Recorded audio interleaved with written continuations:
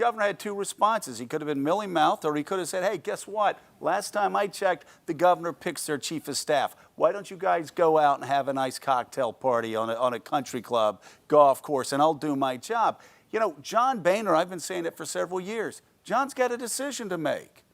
Either he's Speaker of the House, and he runs the House, or he moves like to Monterey and he golfs at Pebble Beach for the rest of his life. And I'm dead serious. Why would you want to be Speaker of the House if you're afraid of your lieutenants? If you're afraid of your own shadow? And what John Boehner would find is what we're talking about. Show that political courage and say, hey, guys, you voted me in your Speaker. I'm not going to shut down the government. I'm not going to let you guys kill yourself. I'm not going to, you know, you put your hands on the hot stove enough. And if you don't like that, vote me out. I'll be glad to have a press conference.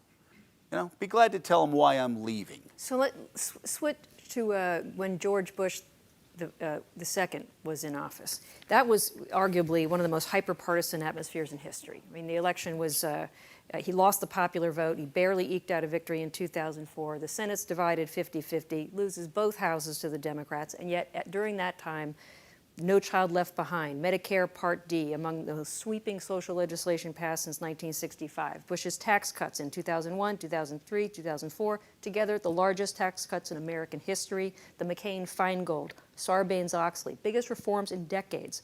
Some of them over the stiff opposition of Republicans. How did he do that? By the way, and my favorite, the surge, when he decided to go for the surge in December of 2006, his approval ratings were, what, 25%? I saw an LA Times poll that had 78% of Americans were against the surge. I'm not, as a conservative, I had a lot of problem with George W. Bush, but you know what? George W. Bush, he did it anyway. I was talking to Nicole Wallace, who, I don't know if I should say this, Nicole, a good Californian, but Nicole told me last week, she said, I know you got problems with George Bush. I said, but let me tell you why you'd love him. Because if he met Keith Olbermann tomorrow, because Keith just killed Bush every night, he'd turn and go, I loved you on SportsCenter. How's Dave Patrick? Because he had no idea who Keith Olbermann was, other than he didn't watch prime time. I tell you, Barack Obama can say what Barack Obama wants to say in the White House. They're obsessed with that stuff.